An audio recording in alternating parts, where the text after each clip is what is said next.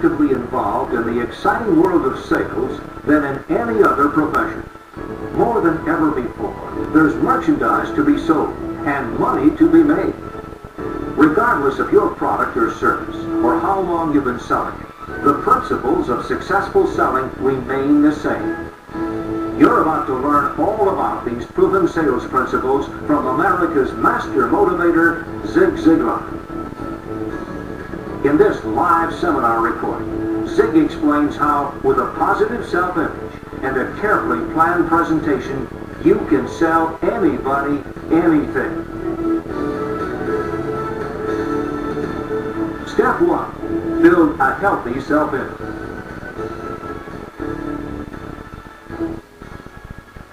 Now, everybody I've ever talked with agrees that your self-image is important. But what we're going to do now, we're going to look at some very specific steps which you can take to make absolutely certain that your image is good and getting better. That's important because you cannot consistently perform in a manner which is inconsistent with the way you see yourself.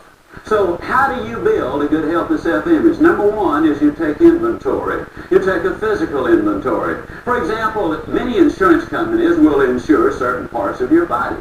They guarantee if you lose an eye, they'll give you X number of dollars. If you break a leg or lose a leg, they'll give you X number of dollars. Well, let me ask you a question. How much would you take for an arm, for a leg, for an ear, for an eye, for any part of your body? When you begin to analyze it, I have seen where juries and insurance companies have literally paid millions of dollars for eyes and for legs and for broken backs and all of those things. So when you analyze it physically, you are worth millions and millions and millions and millions of dollars. You are important. Mentally, let's take a little inventory about you. You see, if they were to try to duplicate your brain with a computer, experts have estimated that it would take a building the size of an Empire State Building to house it. That it would literally cost in excess of $100 million, maybe $1 billion or $10 billion. And even with all of that expenditure, it still could not do what you instantly do on an everyday basis, and that is originate a thought. And what I want to say is when you analyze the you, when you analyze an inventory, physically, mentally, and spiritually, you are somebody. And that ought to make you feel good. Step number 2 to build that image is you need to make up and dress up and go up. When you dress up, you feel better in test after test after test. They have proved beyond any doubt that students perform better in school. They're more orderly. They're more mannerly. They have proved that salespeople in stores and on call sell better when they are dressed up properly and the ladies are made up and the guys have their appropriate dress on for themselves. They feel better. How many of you have experienced that? So step number 2, if you want to improve your image, you make up and you dress up and you go up. And then, of course, you need to listen to speakers. And the truth is, that's exactly what you're doing. Listen to teachers. Listen to preachers. Listen to people who have something to say, who will give you a lift and make you feel better about yourself. Then the next step you can take is remember, you oftentimes need to walk before you can run. A high jumper who can jump 6 feet is not going to go out on the first day or the first jump he takes and say, set it at 6 feet, that's as high as I can go. He'll put it a little lower, and his confidence builds as he goes up. When we teach our children to become cooks and really do things around the house, we don't move them from oatmeal cookies to baked Alaska, do we?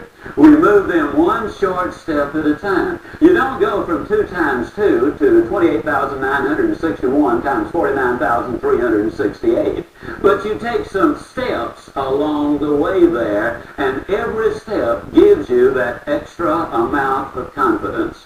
As a sales manager, occasionally some of our people used to get in a little slump from time to time. We've all seen it happen. And what we would do is encourage them to take the lowest priced product we had, a small item with a low ticket value, and simply go make a few sales there. That got the momentum going, and then we would move them up to the next one, and the first thing you know, they are really doing well. The next step is you need to join the Smile and Compliment Club. Now, I want to emphasize a point.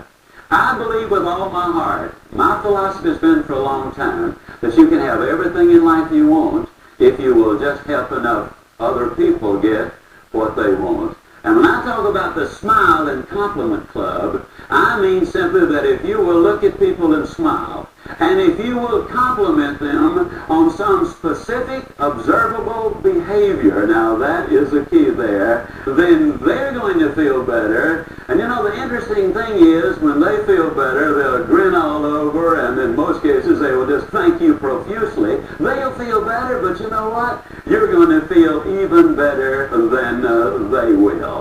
Now, remember a moment ago I said you can have everything in life you want if you'll just have enough other people to get what they want? You need to take that and apply it not as a tactic, but as a philosophy in life. For example, if you will start doing some things for somebody who can do absolutely nothing in return for you. I'm talking about visiting a shut-in. I'm talking about reading a book into the microphone for the blind. I'm talking about taking some food or clothing to someone whom you know is in need, and not just at Christmas and not just at Thanksgiving, but when you do something for somebody else, there's nothing on this earth that makes you feel as good as that does. It really builds that image.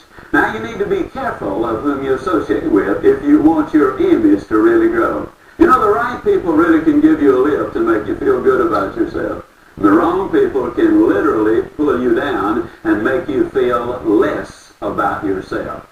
You're influenced by the people you're around. There's no question about that. To build your image, you need to list your positive qualities. Now, I want you to think with me on this one just for a moment. The truth is, you have an incredible number of them, and they can be developed and extended even further.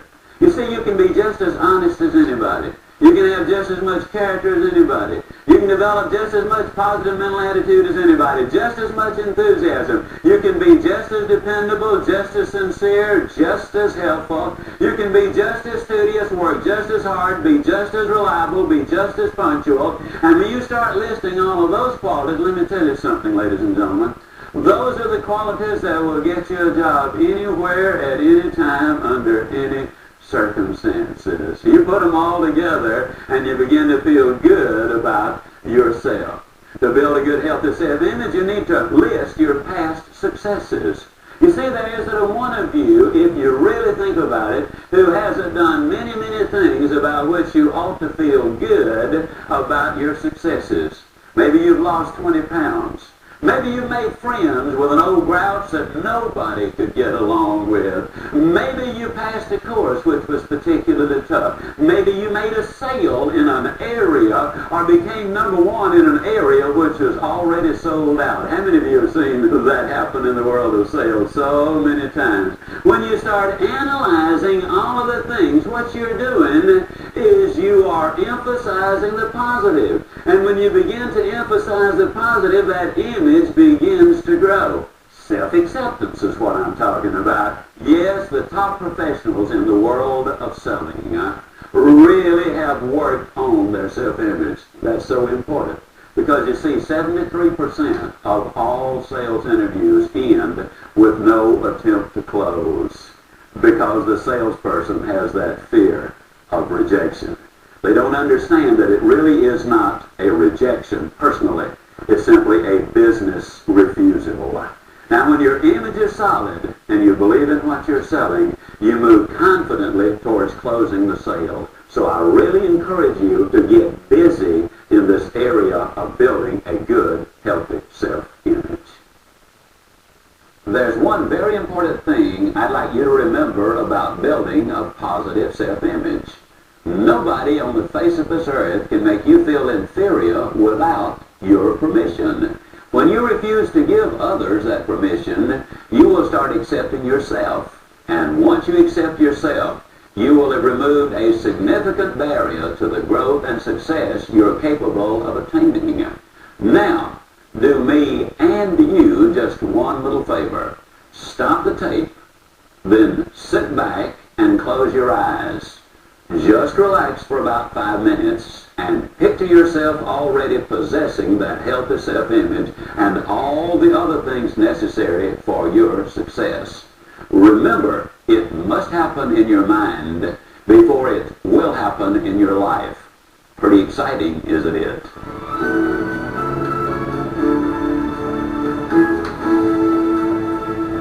Step 2. Develop prospecting skills. In the world of selling, the top professionals make prospecting their #1 priority. Now, why is that? Well, it's very simple. Every facet of selling depends upon the prospecting, our economic stability of the sales individual and their company. Prospecting is acquiring the name of an individual who is financially and authoritatively qualified to make a decision on my product and service. You see, if they're not qualified to make a decision, then you really don't have a prospect, do you? What you have is a suspect. Now, this is true in the world of selling, whether I'm in computers or whether I'm selling real estate or automobiles or whether I'm selling boats. Prospecting, ladies and gentlemen, though, is kind of like mining gold. When you go in a gold mine, you're going to move around a lot of dirt before you find the nugget. And a lot of times in prospects, you've got to do a lot of prospecting. You've got to talk to a lot of people in order to find a prospect instead of that suspect. Now, when and where do we prospect? Well, I'm absolutely convinced that we've got to always be thinking prospecting. We need to get up in the morning, and if our mate says, "What do you have for breakfast?" I think I'll think,